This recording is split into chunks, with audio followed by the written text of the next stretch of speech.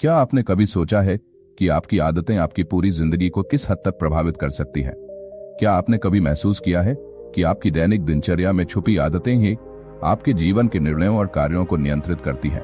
क्या आपने यह कभी महसूस किया है कि एक छोटी सी आदत, जैसे सुबह उठते ही अपने फोन को चेक करना या फिर चाय पीने की आदत, न केवल आपके दिन को निर्धारित करती है बल्कि पूरे जीवन की दिशा भी तय कर सकती है? क्या आपने कभी यह सोचा है कि यदि आप अपनी आदतों को समझ और बदल सकें तो क्या आप अपनी जिंदगी को पूरी तरह से बदल सकते हैं? द पावर ऑफ हैबिट, जो कि चार्ल्स डुहिग द्वारा लिखी गई एक किताब है, इन्हीं सवालों के जवाब देती है। यह किताब हमें यह समझाती है कि कैसे आदतें हमारी मानसिकता, कार्यों और पूरी जीवन शैली को शेप करती हैं। डुहिग ने आदतों के काम करने के तरीके को वैज्ञानिक दृष्टिकोण से समझाया है और बताया है कि क्यों आदतें हमारे जीवन के सबसे महत्वपूर्ण और शक्तिशाली हिस्से होती हैं। आदतें इतनी प्रभावशाली होती हैं कि वे हमें न केवल रोजमर्रा के काम करने के तरीके में बदल देती हैं बल्कि हमारे पूरे जीवन को प्रभावित करती हैं। इस किताब में डुहिग ने यह बताया है कि किस तरह आदतें हमें एक सतत चक्र में बांध सकती हैं और साथ ही कैसे हम इस चक्र को समझकर अपनी आदतों को बदल सकते हैं। डुहिग का मानना है कि आदतों को समझकर और उन्हें बदलकर हम अपनी जिंदगी में स्थायी बदलाव ला सकते हैं। यह किताब हमें यह भी समझाती है कि आदतें केवल व्यक्तिगत जीवन में ही नहीं बल्कि कंपनियों और संस्थाओं में भी महत्वपूर्ण भूमिका निभाती है। आदतें न केवल हमारी व्यक्तिगत उत्पादकता को प्रभावित करती हैं बल्कि वे पूरे संगठन की संस्कृति, मनोबल और प्रदर्शन को भी प्रभावित करती हैं। आदतों का चक्र, द हैबिट लूप। चार्ल्स डुहिग आदतों को समझने के लिए एक अवधारणा पेश करते हैं जिसे वह द हैबिट लूप कहते हैं। ये आदतों का एक चक्रीय ढांचा है जिसमें 3 मुख्य तत्व होते हैं: क्यू, ट्रिगर, रूटीन, बिहेवियर और रिवॉर्ड, सेटिस्फैक्शन। ये तीनों तत्व मिलकर आदतों का निर्माण करते हैं और जब तक हम इन तीनों को समझने और नियंत्रित करने में सक्षम नहीं होते तब तक आदतों का चक्र हमें नियंत्रित करता है। Q, trigger. आदतों का पहला हिस्सा वह संकेत है जो हमें किसी कार्य को करने के लिए प्रेरित करता है। यह संकेत किसी भी रूप में हो सकता है: समय, स्थान, किसी विशेष भावना या फिर कोई बाहरी घटना।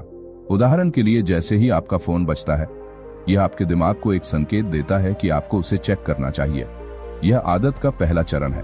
Routine, behaviour. जैसे ही क्यू प्राप्त होता है, आपके दिमाग में एक तयशुदा व्यवहार यानी रूटीन सक्रिय हो जाता है। यह आदत का वह हिस्सा होता है जिसे हम बार बार करते हैं। उदाहरण के लिए, जैसे ही आप अपना फोन चेक करते हैं, आपका अगला कदम अक्सर सोशल मीडिया या मेल चेक करना होता है। यह हमारे दिमाग में एक ऑटोमेटिक बिहेवियर बन जाता है जिसे हम बिना सोचे समझे करते हैं। Reward, satisfaction. आदत का तीसरा और सबसे महत्वपूर्ण हिस्सा है रिवॉर्ड। जब हम एक आदत को पूरा करते हैं तो हमें एक प्रकार का संतोष या खुशी मिलती है। यह खुशी हमारे दिमाग को यह संदेश देती है कि इस आदत को दोहराना चाहिए क्योंकि इसने हमें सकारात्मक परिणाम दिया है। उदाहरण के लिए, फोन चेक करने से हमें किसी का संदेश या कोई नोटिफिकेशन मिलता है जो हमें मानसिक संतोष और खुशी देता है और यही कारण है कि हम यह आदत बार बार करते हैं।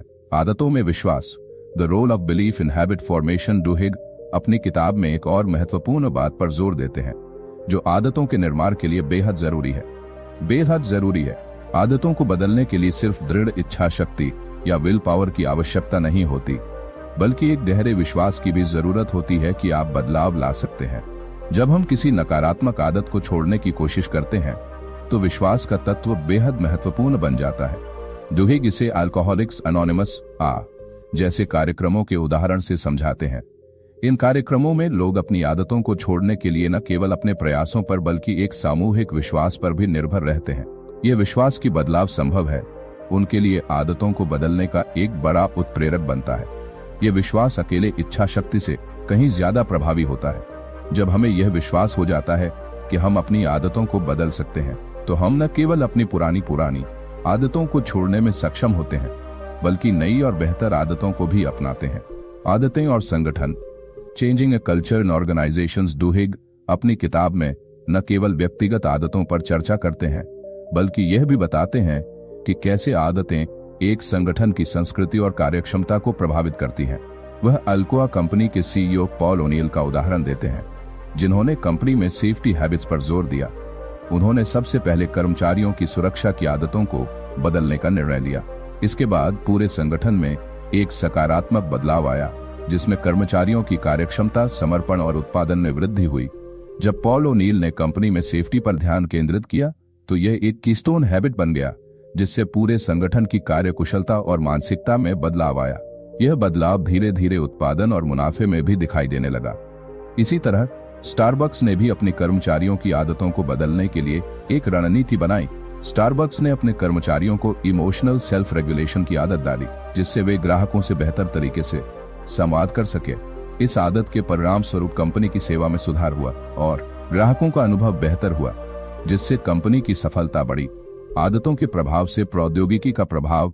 द पावर ऑफ हैबिट में डुहेड यह भी बताते हैं कि किस प्रकार प्रौद्योगिकी कंपनियां आदतों का उपयोग करके हमारे व्यवहार को प्रभावित करती हैं। वे बताते हैं कि सोशल मीडिया, गेमिंग और कई अन्य डिजिटल प्लेटफॉर्म आदतों के चक्र का इस्तेमाल करते हैं ताकि वे हमें अपनी सेवाओं में लुभा सकें।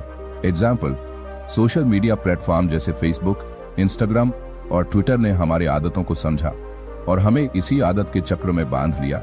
ये प्लेटफॉर्म हमें नोटिफिकेशंस भेजते हैं, जिससे हम फिर से अपना फीड चेक करने के लिए आकर्षित होते हैं। इसी तरह से इंटरमिटेंट रिवॉर्ड्स, जैसे हर बार नए नोटिफिकेशंस मिलना, हमें इन प्लेटफॉर्म्स के प्रति आकर्षित करता है और हम बार बार इन्हें चेक करते रहते हैं। वीडियो गेम भी इसी तरह से डिजाइन होते हैं। गेम्स में रिवॉर्ड्स और चैलेंजेस होते हैं जो खेलों को और भी दिलचस्प बनाते हैं। ये चक्र इतना प्रभावशाली होता है कि हम इसे छोड़ने का नाम नहीं लेते।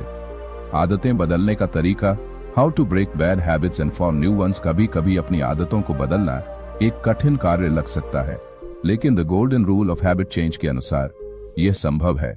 इस नियम के अनुसार हमें सेम क्यू और सेम रिवॉर्ड के साथ एक नया रूटीन अपनाना होता है। उदाहरण के लिए, यदि आपको अपना समय बर्बाद करने की आदत है, तो आप उस आदत को एक स्वस्थ आदत से बदल सकते हैं, जैसे कि योगा या मेडिटेशन। इस तरह से आपका पुराना आदत चक्र बदल जाएगा और आपका नया आदत चक्र सक्रिय हो जाएगा। निष्कर्ष, द पावर ऑफ हैबिट आपके जीवन को कैसे बदल सकती है। आदतें हमारे जीवन का एक अभिन्न हिस्सा होती हैं। अगर हम अपनी आदतों को समझें और उन्हें बदलने की दिशा में काम करें, तो हम अपनी जिंदगी में सचमुच बड़ा बदलाव ला सकते हैं। दुहिक की किताब हमें यही सिखाती है कि आदतें सिर्फ हमारे कार्यों को नियंत्रित नहीं करती, बल्कि वे हमारी सोच, हमारे मनोबल और हमारे पूरे जीवन को आकार देती हैं। अगर आपको यह गहरा विश्लेषण पसंद आया हो, तो द साइको वॉइस चैनल को सब्सक्राइब करना न भूलें।